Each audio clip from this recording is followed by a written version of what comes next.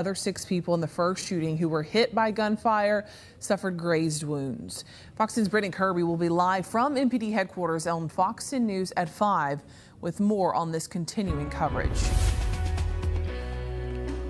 All right, let's take a live look outside. As you can see, pretty clear out there. The barricades are up, a little bit of cars coming and going. They don't have long before those parades kick back up in downtown Mobile. It is Lundi Gras. You're taking a live look at where all the action will be shortly. It's been a little bit of an overcast day, Jason, but overall not bad weather. Not bad, but a little tough with the low clouds in the forecast today, and these low clouds just kind of snuck in here.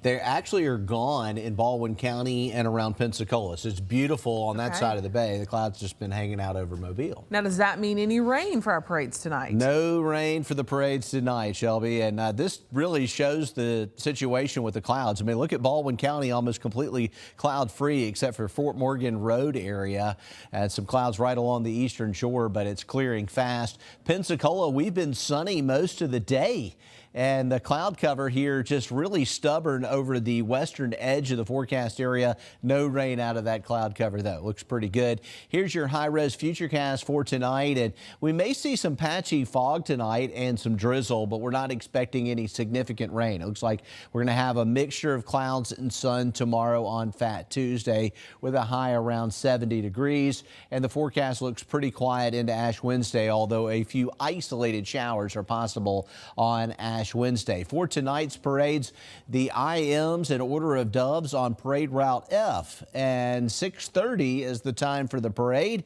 It will be in the upper 50s. We'll have partly cloudy skies for that one.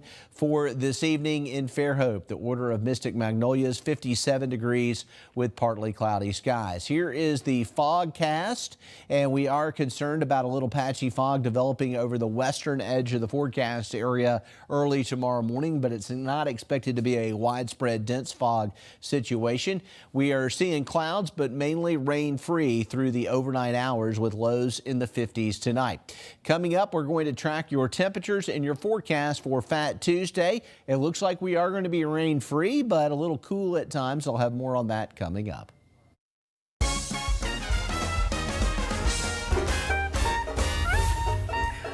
Oh yeah, the Mardi Gras festivities are continuing tonight, as we've been talking about for Lundi Gras in downtown Mobile. The Infant Mystics and Order of Doves will parade on Route F. In Baldwin County, the Order of Mystic Magnolias will parade through downtown Fairhope. All parades get underway at 6:30. And if you can't make it, don't worry, Fox 10 has you covered. We're going to be streaming the parades on the Fox 10 Gulfstream app, which you can download on your Samsung, Apple, Roku, or Amazon TV.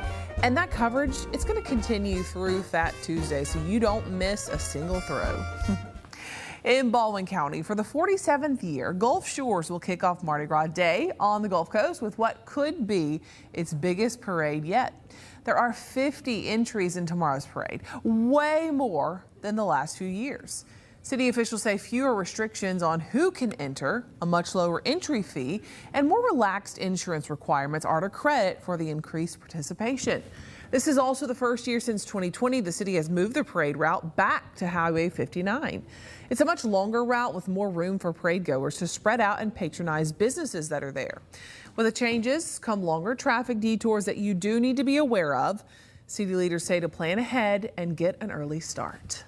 At 9:35 in the morning, the bridge southbound traffic will cease. So when you get to the south side of the bridge at 20th, you'll have to either go east or west and go over toward Orange Beach and go around Canal Road, or if you're heading west to Fort Morgan, you'll have to go through the neighborhood and pop out on Fort Morgan Road. The Gulf Shores Mardi Gras Parade starts at 10 a.m. at Clubhouse Drive and ends at Beach Boulevard. Fox 10 News kicks off our Fat Tuesday coverage from there in the morning. Hal Sherrick is going to be bringing you all the exciting action from the beach. And of course, as we have for decades, we are your home for Fat Tuesday coverage. We're going to be covering tomorrow's parades from the first until the last. Our live coverage starts at 6 in the morning, and all the parades will start streaming at 10 a.m. You can take part in Fat Tuesday from the comfort of your own home, on air, or on our website, fox10tv.com, or on the free Gulfstream app.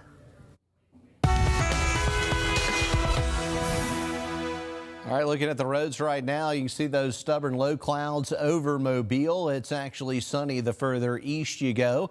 Looks like the traffic is frozen there, but it is moving on Interstate 10. Let's take a look at the situation. And obviously along the parade routes, it's just not a good situation. You can see how slow things are trying to come into town there around the Spring Hill Avenue area. We've got a lot of parades going on through the evening hours, and so that's going to have an impact. But the interstates are clear.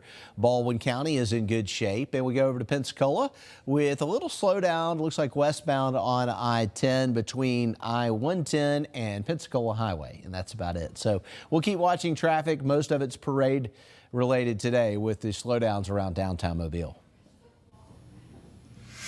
All right, Jason, thank you for that. Your continuing coverage now. Congress is out of town, and a deadlock over funding the Department of Homeland Security continues with little progress in negotiations. Funding lapsed over the weekend as Democrats and Republicans debate immigration reforms. Border Czar Tom Homan says frozen funding for the Department of Homeland Security will not impact the Trump administration's immigration enforcement operations. Senate Democrats withheld support of a funding package in the wake of the shooting deaths of Alex Preddy and Renee Good by federal immigration agents in Minneapolis last month. Democrats want reforms, including tighter parameters around search and arrest warrants and requiring immigration and customs enforcement agents to wear body cameras and remove masks. Republicans note ICE is already funded via last summer's so-called Big Beautiful Bill, and other DHS agencies will feel the shutdown's brunt. This whole thing about shutting down DHS to prove a point, I think it's political theater, to be honest with you. They are smashing in windows, dragging people out of cars, breaking into people's homes without warrants. We need protection against that. Most DHS personnel are considered essential, meaning they're on the job but without pay until a funding agreement is reached. The search for Nancy Guthrie reaching its 16th day now. Investigators were focused on a glove found just 2 miles from her Tucson home. Fox News multimedia reporter Asher Red has more. More than 2 weeks after Nancy Guthrie went missing, a glove found near her home has been tested for DNA. The glove is one of 16 found in the area, most belonging to searchers. But investigators say this one contains DNA from an unknown male and appears to match the glove seen in surveillance video from Nancy's front porch. Most crime scene gloves are going to hit you right here. That's not the case here. So I think we're on to something. The DNA profile will go to a national database known as CODIS to see if there is a match among more than 19 million offenders. If not, experts say it could be put through a genealogy database to identify possible relatives of the individual. You're going to do your best to at least eliminate some innocent reason why that DNA is there. Without that, at least it could give you potential leads to moving forward. Meanwhile, TMZ says it's received a 4th email from the person claiming to know who kidnapped Nancy Guthrie. They're once again demanding $50,000 in Bitcoin up front, writing, quote, "I know what I saw 5 days ago south of the border, and I was told to shut up, so I know who he is, and that was definitely Nancy with them," end quote. Though Fox cannot independently confirm that reporting. If you're worried about getting this money, and you really do have this information, send it to us. We will forward it to the FBI, and that way there's a record that we have that you supplied this information. Meanwhile, the Pima County Sheriff says the clothing worn by the suspect in the surveillance video appears to be from Walmart, but it's not only available there. In Tucson, Arizona, Asher Red, Fox News. Well, still ahead here on Fox News at 4, wishes for the new year. Find out how crowds are celebrating the Chinese Lunar New Year and what Year of the Horse could mean for you. Also, a toddler finds the perfect strategy for those claw machines. And a 9-week-old highway patrol trainee is getting ready for the job. We've got those stories and more in today's Take a Look at This. But first, there's all that sun you can see over there at the beach in Baldwin County. This is our live look at Orange Beach. Yeah, Jason told us the clouds had moved on from that area and into Mobile, and you can see people are enjoying it out there, getting a little walk on the beach right on that shoreline. We'll be right back on your Lundi Gras here. This is Fox News at 4.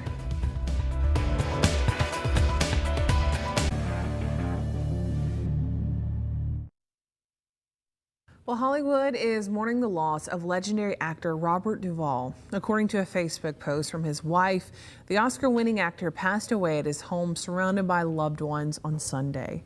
She called him a beloved husband, cherished friend, and one of the greatest actors of our time. Duvall is best known for his roles in The Godfather and Apocalypse Now.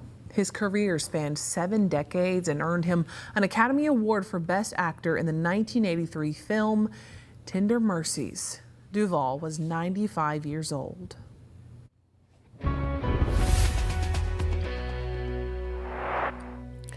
All right, Mardi Gras Park, pretty quiet out right now in Mobile or in downtown Mobile, but we do have parades going on in other parts of downtown right now.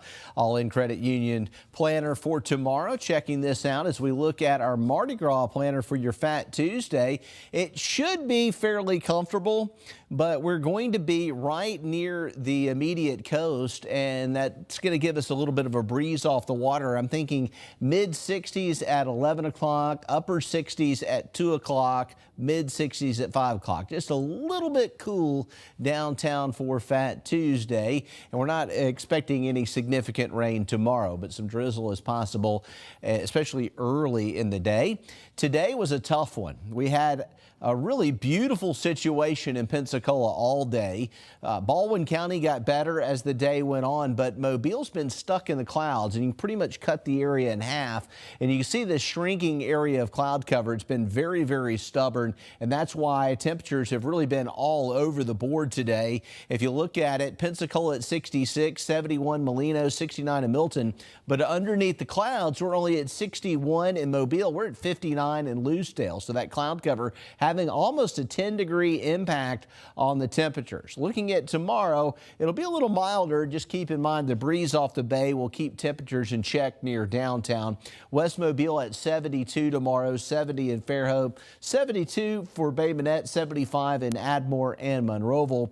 And then looking ahead, this is what we're seeing for the rest of the week. So tomorrow, we'll call it partly sunny and 72 degrees for Fat Tuesday.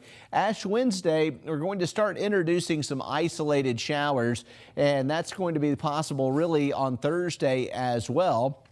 The other thing going on is that it's going to turn into a very unseasonably warm scenario as we move into the second part of the week. Thursday's high is 80. Friday's high is 81. We could see some scattered showers and thunderstorms by Friday and Saturday as a very slow-moving front approaches the area. Overnight lows will be above normal as well, so that brings in some fog concerns at night.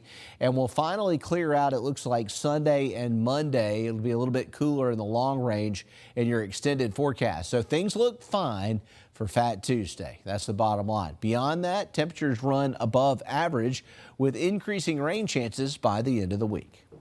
I think that is a very important and positive forecast, Jason. Thank you very much. Good weather tomorrow, y'all, so celebrate and be safe. Well, speaking of celebrating, festivities get underway in Hong Kong to mark the Lunar New Year. Crowds gathered to light and plant incense sticks as they make wishes for the Chinese New Year. Lighting incense symbolizes purification, renewal, and respect, with fragrant smoke carrying prayers to heaven. The streets of Hong Kong were also filled with shoppers buying flowers to decorate homes to celebrate. The first day of the Lunar New Year, also known as the Spring Festival in China, is tomorrow. It will mark the start of the Year of the Horse in the Chinese zodiac. A mischievous toddler gets stuck in a ball pit, and his rescue becomes quite the show. And in Virginia, it's Lassie who tumbles down a well, not Timmy. Plus, a furry 9-week-old is the newest recruit with the North Dakota Highway Patrol. Colin Jeffrey has today's Take a Look at this. A toddler in Missouri found a foolproof way to win at those tricky claw machines. Just climb inside it while visiting a recreation center in Webster Groves with his family. I literally glanced over there. He was pretend playing with the claw machine. 2-year-old Cooper King wasn't satisfied just pretending, so he took matters into his own hands. They were just like, Cooper, your son is in the claw machine. And I just like... The police department, fire department, and even someone from the vending machine company all came out and got the disappointed toddler out of the machine. Cooper was clearly having the time of his life, and everyone seemed to have a pretty good sense of humor about it too, with posts of his adventure going viral In Lynchburg, Virginia, a rescue of a different kind saved a dog after it fell down an old well. A family's 2-year-old dog, Winnie, was roaming outside near the abandoned well, which they thought had been filled and secured. When the ground gave way, the pooch plummeted about 50 feet to the bottom. Rescue crews worked near the unstable surface for about 3 hours, eventually lowering someone into the hole and successfully pulling Winnie to safety. She's now resting at home after her ordeal, left with just some minor injuries. Well, after 2 rescue stories, it's only right we highlight the next generation of rescuers. Introducing Bo. This good boy with floppy ears and face wrinkles is training to be a hard-nosed police canine who will search for missing people in North Dakota.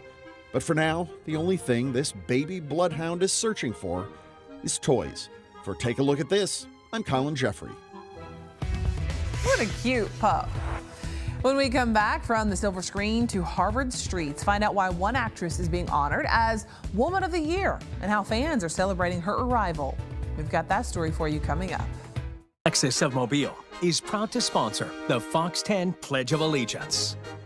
Allegiance to the flag of the United States of America, to the republic which is this, one nation, under God, indivisible, and liberty and justice for all. The Fox 10 Pledge of Allegiance, sponsored by. Well, Stranger Things star Maya Hawke tied the knot on Valentine's Day. The 27-year-old actress and singer married fellow musician Christian Lee Hudson in New York. She has famous parents, if you didn't know, Ethan Hawke and Uma Thurman. They were on hand to watch, of course. Several Stranger Things castmates also attended. Hawke joined the show in season 3 as a sarcastic and adventurous Robin Buckley. She continued on through its season 5 series finale. Loved her character. She's very fun and sarcastic is right. And congratulations in real life. I did not know until recently that she was what they call a Nepo baby, which basically means your parents are already in the industry, so you get a little bit of a way in. But I did not know her parents were also actors and actresses, and some of the great. Congrats to her. Well, dozens of cheering fans lining the streets of Cambridge, Massachusetts in honor of the Australian actress Rose Byrne. Later in the day, Byrne was scheduled to be named the 2026 Woman of the Year by Harvard University's Hasty Pudding Theatricals, and a celebratory roast in her honor planned. The 46-year-old Golden Globe Award winner and Oscar nominee for her leading role in If I Had Legs, I'd Kick You waved to fans as her car made its way slowly through the streets near Harvard University. Byrne has also starred in many films, including Bridesmaids, Neighbors, Insidious, and Damages. We are going to be in the parade today, but we're so excited to see Rose Byrne because we love her work. She's an iconic actress. She seems like a very down-to-earth person, so we're very excited to celebrate her here at Harvard today. It is so exciting to be here today. I was actually just crowned last weekend, and I go to Harvard Business School, and this is my first appearance as Miss Cambridge. So I'm super excited to celebrate the arts and Rose and just be able to be in this community and celebrate women as well. Well, the Pudding is the oldest theatrical organization in the nation and one of the oldest in the world. Since 1951, it has bestowed the award annually on actors including Meryl Streep, Julia Roberts, Scarlett Johansson, and Annette Bening. Continuing your entertainment news, streaming romance takes center stage, unexpected cancellations, and a heavy metal documentary. Let's go to David Daniel with today's Hollywood Minute. For beings from opposing worlds, the desire is not the problem, but the world itself. Season 4 of Bridgerton has set up several new love matches, but will they all endure? And does this latest look at part 2 of the new season provide any clues? All will become clear when the rest of season 4 premieres February 26th on Netflix. I believe that humanity still has a fighting chance. I believe that you have the power to change our fate. The fate of Terminator Zero appears to be sealed. Series creator Mattson Tomlin says Netflix has canceled the animated franchise reboot after 1 season. Tomlin posted on social media, the critical and audience reception to it was tremendous, but at the end of the day, not nearly enough people watched it. We watched the news every night and we'd see all this conflict going on. Here's a look at the first clip from The Ballad of Judas Priest. The documentary looks at the enduring influence of the Grammy-winning heavy metal legends. It just premiered at the Berlin International Film Festival. In Hollywood, I'm David Daniel. Well, next up, we're going to take a look at those big breaking stories headlining your news at 5, and then this. This is really an outlier and really something that needs significant attention. Yeah, a silent threat. Colorectal cancer deaths, they're rising among young adults. Now the deadliest cancer for those under 50. We're going to tell you the warning signs you should never ignore next. But first, Jason. Low clouds hanging over the area today, but the sun is out at Orange Beach right now. Some areas are looking all right. Other areas still gloomy. I'll have your forecast for Fat Tuesday coming up. Committed to you. This is Fox 10 News. And now's the time during Fox 10 News 4 that we get you caught up on what we're working on for Fox 10 News at 5. First, talking with people in Mobile for Mardi Gras about last night's shooting in downtown. What they are telling us is coming up. And then a Mobile County family of 3 has been missing for 3 weeks. The man arrested in their kidnapping has a criminal background spanning at least 3 states. What we're learning after speaking with an expert. And biodegradable beads are helping to make Mardi Gras more sustainable. We're talking with the Dauphin Island Sea Lab about them. We'll have those stories and more in about 30 minutes from now on Fox 10 News at 5.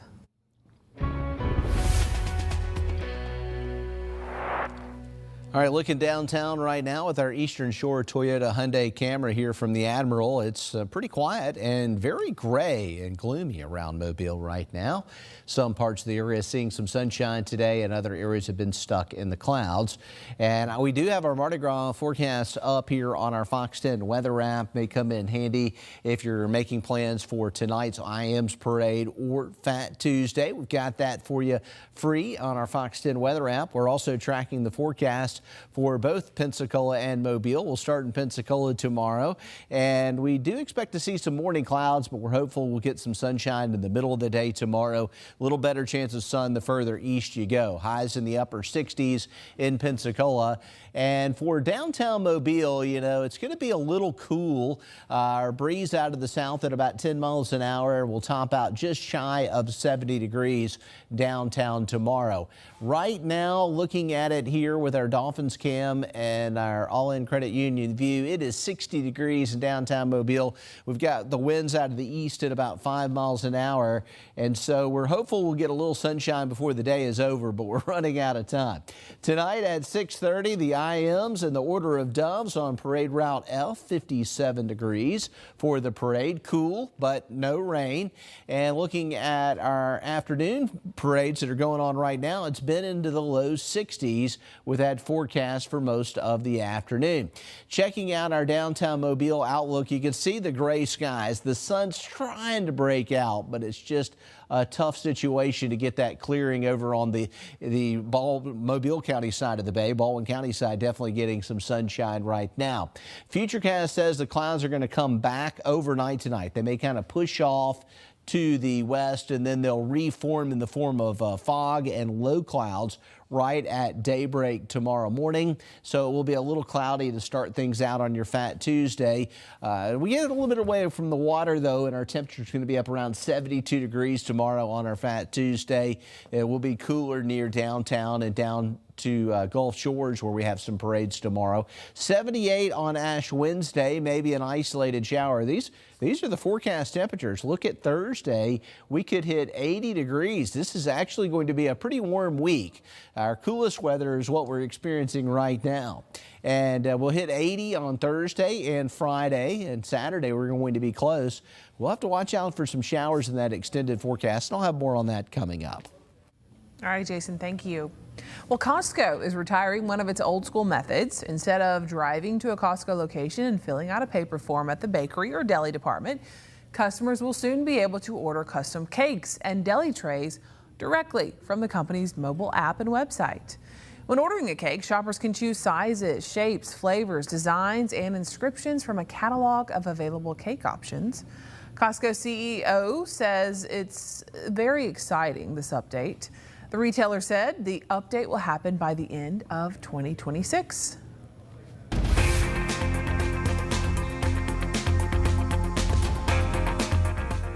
Well, according to This Old House, electricity rates went up in every single state in 2025, leading to higher heating bills for 43% of the nation.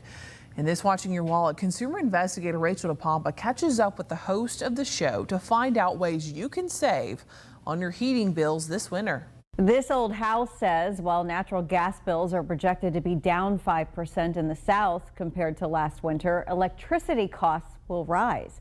Kevin O'Connor, the host of This Old House, says they analyzed consumption rates for homeowners on their heating bills, specifically looking at electric and gas usage, which is the predominant way most of us heat our homes. He says the biggest takeaway, nationally, the cost of heating a home with electricity is projected to rise 4% from last winter. 4% may not sound like a lot, but it's a big share of homeowners' wallets. And it's a sizable enough increase in heating costs that people will feel it. And they're going to immediately be thinking about, what can I do about it? O'Connor says there are some things you can do in the short term to help keep those costs down. Air infiltration is the big culprit. What is that? That's air getting around leaky windows, underneath doors. So sealing those things up with good weather stripping can make a big difference. Putting a sweep on the bottom of your door to cut down on the air movement. Putting your sash locks where the upper sash and the lower sash meet to tighten them up can do a lot.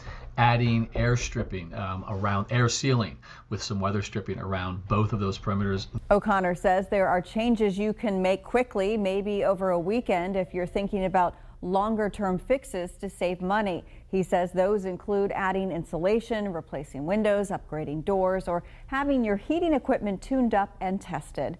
With this Watching Your Wallet, I'm Rachel DePompa. Well, public experts are calling for more vaccinations against measles as outbreaks continue spreading across the country. According to data from the CDC, there have been over 900 confirmed cases of measles as of February 12th, with 5 new outbreaks this year. The respiratory virus is spread via air droplets when someone contagious is coughing, sneezing, or talking. General symptoms may include fever or a runny nose.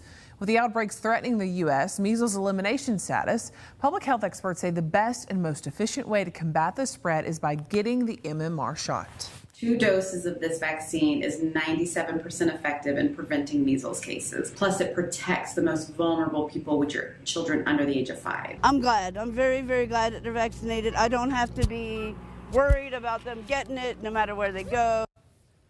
The CDC recommends that children receive 2 doses of the vaccine, the first between 12 months and 15 months, and the second at 4 through 6 years old. It's now the deadliest cancer for U.S. adults under the age of 50. Colorectal cancer is increasingly killing younger people, including actor James Van Der Beek, who died last week at just 48 years old. Health experts say there are 5 warning signs you should never dismiss. In today's Health Minute, Mandy Gaither goes over the red flags and explains how one action can not only detect cancer, but help prevent it. It continues to be a concerning trend. Colorectal cancer is killing more young adults, with death rates rising in those under age 50 by more than 1% every year for more than 20 years, advancing this disease from the 5th most common cause of cancer death in the early to mid-90s to the most common in those under age 50 in 2023. This is really an outlier and really something that needs significant attention. Dr. William Dayhut with the American Cancer Society says deaths are declining for other cancers in young adults. It's only colorectal cancer deaths that continue to rise. There are 5 warning signs that many may dismiss: persistent abdominal pain, rectal bleeding, persistent diarrhea or constipation, unexplained weight loss, and iron deficiency anemia, often caused by hidden blood loss leading to fatigue and weakness. Young people should not ignore any symptom that they find unusual, and that if they see their physician and they're told they're too young to have a problem, they probably need to see somebody else. Dayhut says about half of the colorectal cancer deaths in young adults are in those between the ages of 45 and 49, and screening is lowest in that age group. A colonoscopy can find polyps which can turn into cancer and get rid of them. If those polyps are removed, that reduces or can eliminate the risk of cancer from those polyps. For Health Minute, I'm Mandy Gaither. And Dr. DeHutt there says it's unclear what is causing the rise in colorectal deaths in those under age 50.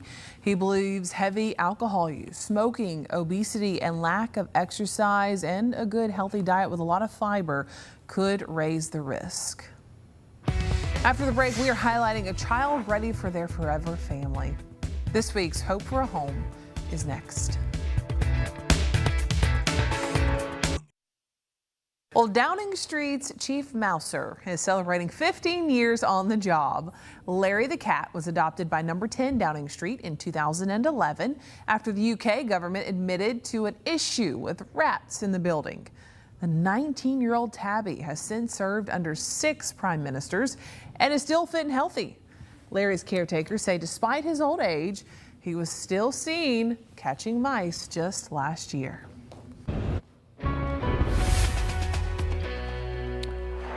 Let's kick it off with your Fat Tuesday forecast here. It looks like we'll have some pretty comfortable temperatures. We're going to be mainly in the 60s tomorrow. We're hopeful that we'll get some peaks of sun into the afternoon and might hit 70 in some spots, especially north of I-10, but near the water, places like Gulf Shores and Pensacola and downtown Mobile, it'll be a little bit cool. Rain chances are low. We don't expect much in the way of rain. Right now, we're still watching this real stubborn low cloud cover over the western edge of the forecast area. It's been a tough go with the clouds today. Some spots did see full sunshine today. Believe it or not, Pensacola's been sunny almost all day. Baldwin County cleared off nicely in the afternoon. The inland spots look better and better, but it's places like Leakesville, Lucedale, Mobile, Dauphin Island, we've been stuck in the clouds. Tomorrow, if we can get that sun out, I think we'll warm up pretty nicely to the north. A lot of middle 70s for daytime highs in the inland areas on your Fat Tuesday. And Mardi Gras Day, 72 for West Mobile, a little closer to the upper 60s downtown, 68 in Pensacola for tomorrow. Here is our extended forecast, and this is what we're expecting. This week is going to be a little unsettled, so we have some rain chances from Ash Wednesday all the way into the back end of the week. Rain chances are fairly low, though. Wednesday and Thursday looks like isolated showers. Friday, scattered chances and some thunderstorms Saturday. It's a pretty weak system, but some thunder is possible. And look at the temperatures. 78 Wednesday, 80 Thursday, and 81 on Friday. It's going to be pretty warm around here. We do have a correction with the temperatures on Sunday and Monday as it gets much cooler behind the front. And to remind us that it's still, last half of February here in the calendar. But we are looking at some warm temperatures, unseasonably warm temperatures this week.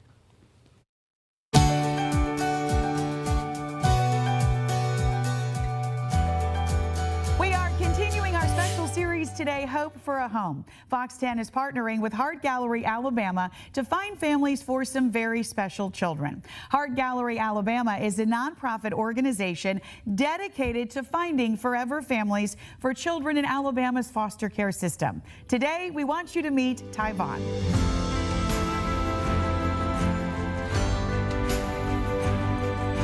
I do a lot of work, lots of it. 14-year-old Tyvon puts 110% into everything he does. He's a hard worker, especially in school, with big goals.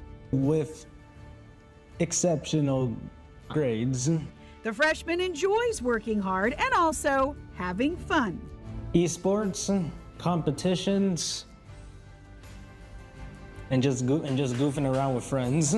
He likes to watch TV. I most like to watch cartoons. One Piece, it's an anime. His favorite colors are purple, black, red, and blue. His favorite foods are hot fries and honey buns. And he's happy to eat at a number of restaurants. CC's or Golden Corral or Chick-fil-A. Given the opportunity, Tyvon would love to go places. I want to travel all over the world, really.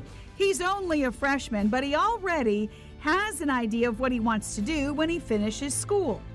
A YouTuber or a truck driver. A goal he would love to share with a forever family. That and the qualities his friends say make him a great person to be around. Honesty, kindness, and I'm really friendly.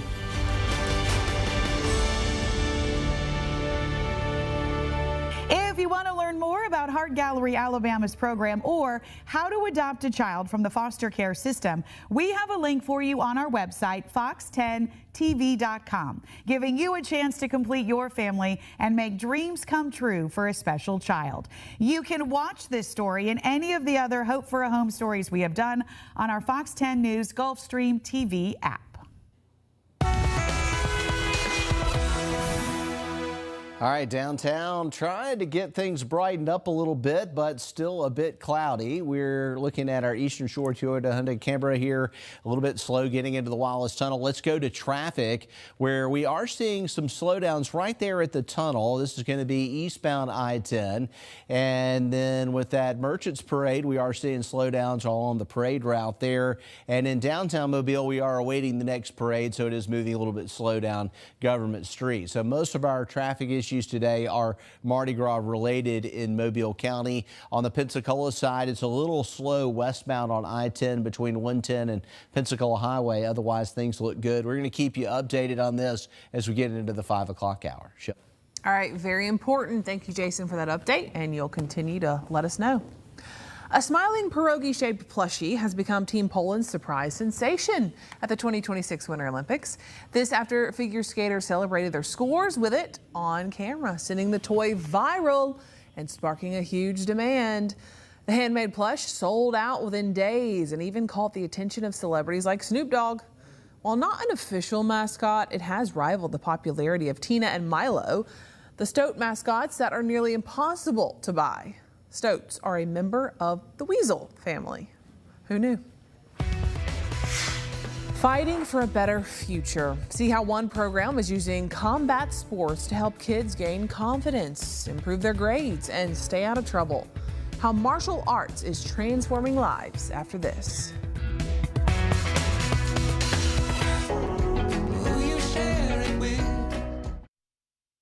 When life throws a punch, you've got to know how to fight back. The best tools to win? Confidence, calm, and a clear mind. Leah Kamenaugh takes us to a gym in Oregon where kids learn lessons beyond the mat. Coming back, we're doing it again. You understand? Yes. We're trying to put this place right where the kids are, you know, where the kids need a gym and need access to this. Now we gotta work our escapes. 10-year-old Jervy Womplu has been coming to Team Quest for 4.5 years now. It's a nice gym. Everybody here is friendly, and then you're going to get a lot of burpees. Connected to the gym through his school, Now I gotta clear this bottom hook. Womplu says training here has made a big difference in his life. At first, I was getting bullied, and then I got into fights. I started getting bad grades. I'm not getting into fights no more. I'm not getting suspended. Come on, 1, 2, 1, 2. While it may sound unorthodox, Father's Heart Sports believes combat sports can give kids self-confidence, develop better emotional control, and focus. Ellis. Slide down. Slide down. He's had growth in so many areas. His confidence mostly. Betty Lynn's son, Ellis, has been attending Team Quest for 3 years. It's just a really positive place for the kids, and it really allows them to grow within themselves to do things that maybe they didn't think that they could do. Emilio, nice power, buddy. Anything in life, when you start something new, it's gonna be a little scary. You're gonna be a little nervous, and you gotta jump in and try things, and you gotta be bold, you gotta be courageous, and those are the things that martial arts teaches you. Okay? Yes, go! Currently, 64 athletes in kindergarten to 5th grade are supported through Father's Heart Sports, as well as several teens. And Coach Matt knows that need is only going to continue to grow. Funding's a big deal, so a lot of these kids don't have money for gloves or uniforms, and then they start going to tournaments. $100 entry fee, you know. So right now, Father's Heart Sports is looking for support and partnerships. Here's an opportunity to help some kids get a chance to train martial arts and totally transform their lives and change their outcome in the future. Coach Matt knows firsthand how martial arts can transform one's life. Originally from outside of Oregon City, Linlin picked up wrestling in high school and took it all the way to the 2000 Olympics, bringing home a silver medal. He then went on to become a professional MMA fighter and coach of the 2016 and 2020 U.S. Olympic wrestling teams. All the way up, keep that hand out. My favorite thing about seeing that is seeing these guys that came in here, they were nervous, they were timid, they were scared, and they get on the mats, they try it, and then they fall in love with the sport. They stick here for, a decade or so, and then all of a sudden they're adults and they want to come back and coach and give back because it changed their lives. Those like Carl C.J. Orchard. He started training at Team Quest when he was 5. I like watching the kids go through, again, what I had to, and being the coach and helping them push through what they have to. Make sure that jab's nice and long. Much like his coaches did for him. Having a program like this is important because it gets kids off the street and away from other stuff. Like, outside, we're not exactly located in the best area in Portland. So it gets kids off of those streets and out of the gangs and other stuff going on and into a disciplined area where they can learn from their actions. Myers is piecing together why he wasn't previously deported. And Shelby, there are a lot of unanswered questions here. Yeah, there absolutely are, Cameron, and I'm asking the federal government those questions. Today, I spoke with an immigration policy expert. She broke down the policies in place during the times Juan Carlos Argueta was detained or arrested and released. A criminal history starting in Texas follows Juan Carlos Argueta. Despite an ICE hold, Argueta has remained in the U.S. Now, the 31-year-old is in Mobile Metro Jail, accused of kidnapping Aurelia Chalk, her 17-year-old daughter Narika, and 2-year-old son Anthony from their home on Ben Hamilton Road in Theodore. According to the Mobile County Major Crimes Unit, in 2015, Argueta was picked up in Texas for alien removal. He spent 28 days in custody and was then released. In 2015, under the Obama administration, there were pretty lenient policies in place at the border that resulted in people being caught and sometimes released into the country, often to apply for asylum, or if he claimed to be under the age of 18, he could have been released as an unaccompanied minor. Jessica Vaughn is the director of policy studies for the Center for Immigration Studies.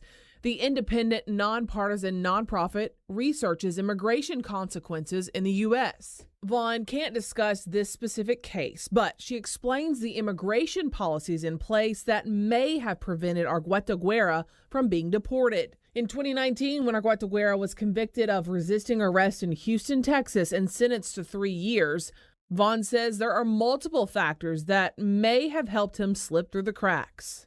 Restrictions on ICE under Biden were even tighter than under the Obama administration. They were restricting ICE to the very most narrow definitions of serious offenders. The most worst of the worst were the only ones that ICE was allowed to go after. Argueta left prison in Houston in 2022. Later that year, Jackson County, Mississippi authorities arrested him, charging him with DUI, driving without a valid driver's license, no insurance, and driving erratically. That case is pending. Texas was very frustrated with the lack of immigration enforcement, both at the border and by ICE. And they were passing state laws to allow state authorities to make arrests of illegal aliens and kick them out of the country. So it makes sense that he would have left Texas to try to escape that. And of course, as we've reported, Argueta has pleaded not guilty to the 3 kidnapping charges against him. The Mobile County Public Defender's Office representing him has declined my request for comment. Argueta is supposed to be back in court on March 3rd. Of course, the family is still missing. If you know anything, contact the Sheriff's Department. In the studio tonight, Shelby Myers, Fox 10 News.